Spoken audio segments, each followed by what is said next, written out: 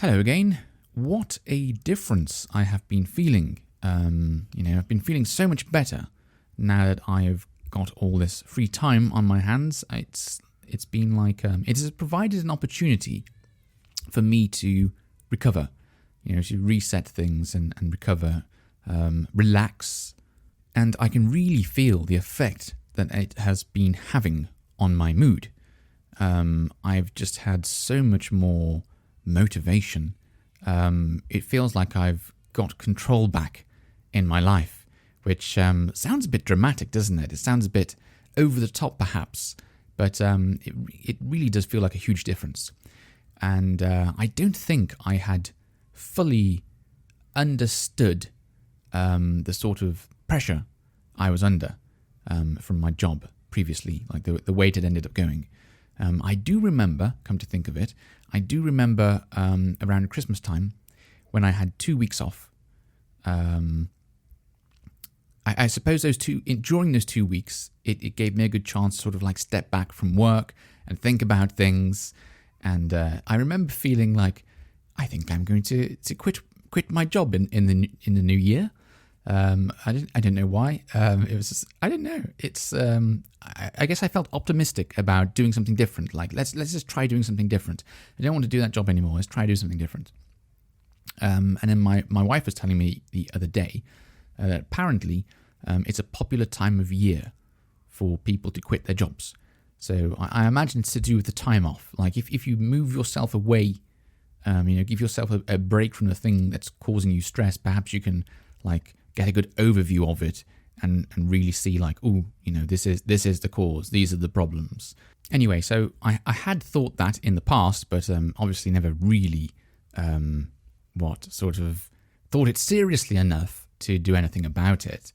But now that I have lost my job, I think I'm reaping the rewards. I think I'm seeing all the benefits that come from not having that kind of pressure anymore. And like I said, an increase in motivation is certainly one of them. So how has this manifested? Well, for starters, my interest in learning Japanese has just shot up. It's sort of back to where, maybe not back to where it used to be years ago when I was living in England and I was single and I had loads of my time to do whatever I wanted. But it has shot up a lot. I've been listening to loads more podcasts. I've been listening to Japanese when I'm driving the car, doing a bit more reading, just sort of like, doing a bit more speaking practice as well. Just taking a bit more interest in the language around me, and feeling very much more like this is something I can do now that I've got some free time. I can get into this again. I can enjoy this again. So that has been really nice. Something else that's happened, which is just incredibly unusual for me, is I don't know, how did this happen? I don't know. I should first explain that I've been going for a walk nice and early every morning in my local park. And it has been nice and early because I've been managing to get up pretty early these days. If you've listened to this podcast for long enough, you'll know that my favourite time to wake up in the morning is 6 a.m.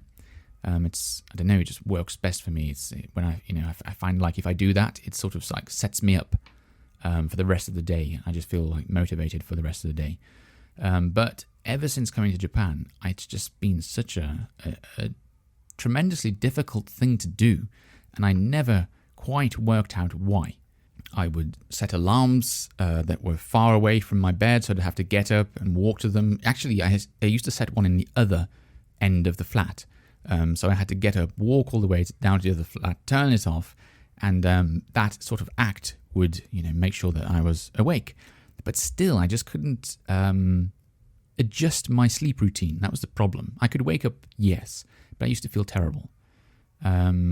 Whereas before, when I was waking up at 6 a.m. when I was living in England, it was fine. I'd wake up just naturally before my alarm went off and just feel refreshed and well rested and everything. Anyway, like I say, I have been managing to wake up early. sometimes 5 a.m., sometimes 5:30, sometimes 6, which is ridiculously early. Well, 5 and 5:30 is anyway. Don't really want to wake up that early. So what was the secret to this? How did I manage to do this? It's actually thanks to my daughter, who is sleeping in the same room as me at this time, and she gets up whenever she wants to get up, and then once she's up, she's up. She doesn't go back to sleep. She's just up, and she's I don't know, walking around, picking things up off the floor. Sometimes she manages to open the door and get to the next door in the hallway, but she can't open that one. So she'll stand there and cry or make some noise until you go and open it.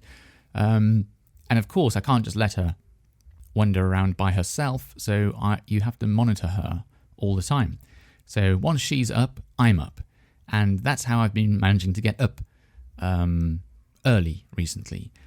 Not only that, I've been waking up quite a few times in the middle of the night because she wakes me up. I don't know. She's a heavy sleeper, but she does like thrash out and roll all over the bed and sleep upside down and turn around and all kinds of crazy stuff. So that wakes me up as well. But I think I'm just about getting used to it. The first week, I would say I felt pretty tired all the time, yawning all the time throughout the day. But now I think I'm getting used to it. I think my body's getting used to like this weird sleep routine that I now have, which is good. I suppose it's been positive. I've been enjoying waking up early and just feeling like I've got all this more time in the day, all this more daylight to get things done in. And one thing that I've started doing recently, and I just do not know what possessed me to start this, but I've started doing this thing called Couch to 5K. And the idea is that within 9 weeks, you will go from running nothing at all to running 5K, 5 kilometers. And I guess I've had this podcast. It's a podcast by the NHS, National Health Service of England. And I've had this podcast on my device, on my phone, sitting there for probably over a year or so, thinking, one day I'm going to give that a go. One day I'm going to try that. Now, I don't think it's possible for me to run 5K because it just, for someone like me, it just sounds impossible.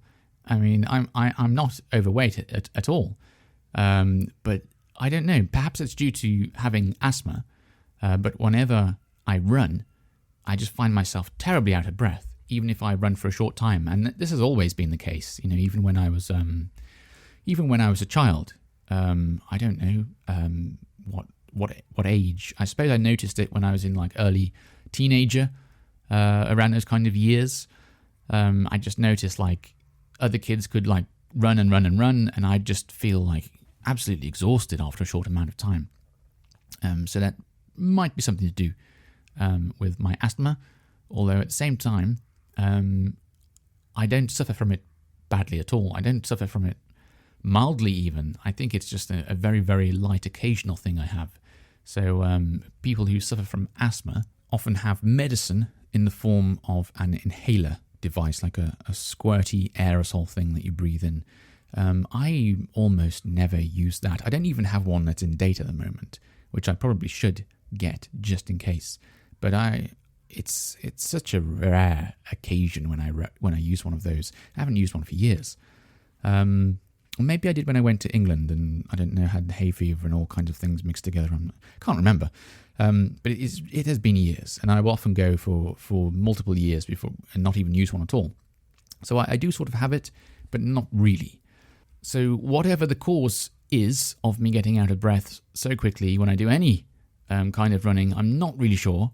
But for that reason, I just can't imagine being able to run 5K. I can't even imagine being able to run 1K, to be perfectly honest with you.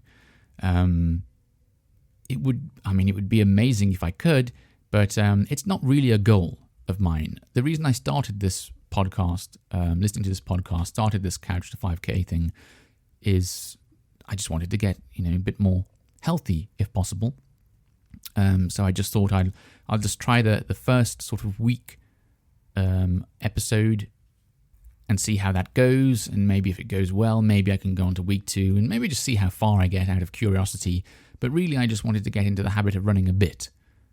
Like I said, I'm not really looking to, run any long distances. I still can't see the possibility of doing 5K. But I will give it a go and I will see how far I get with this. And so far, so good. I've done it 3 times. And the way it works is you do it once, then you have a day of recovery. You play the same episode again, a day of recovery. You play the same episode again, a day of recovery. And then you can move on to week 2. Because you know that a week will have elapsed, a week will have passed. And this morning, I just finished week 1, and it was okay, but admittedly hard. It was harder than I was expecting it to be, because what you do is there's a 5-minute warm-up walk at the beginning, and at the end, like a 5-minute cool-down walk, and then in the middle, you start off doing like 60 seconds of like a light jog, and then have a break for around 90 seconds. And during that 90-second break, you're walking at like a brisk pace, at a fairly quick pace. And then it just repeats until the 20 minutes is up. And the first time I did this, I thought, wow, this is hard. It was just trying to get the oxygen, trying to get the air into my lungs that was hard. Because I get very little in the way of exercise during my usual existence, which is mainly sort of like staying indoors and doing my job. I think even just my lungs aren't, sort of like at their full capacity. They don't stretch out properly when I'm trying to breathe. And I just remember finding it particularly difficult on the first time. The second time was a bit easier. And then today, the third time, felt difficult again for some reason. I'm not sure why. But anyway, I have at least advanced to week 2, which is something. And I'll keep doing it. I'll see how far I can push it. And I'll let you know. Okay, until next time, bye-bye.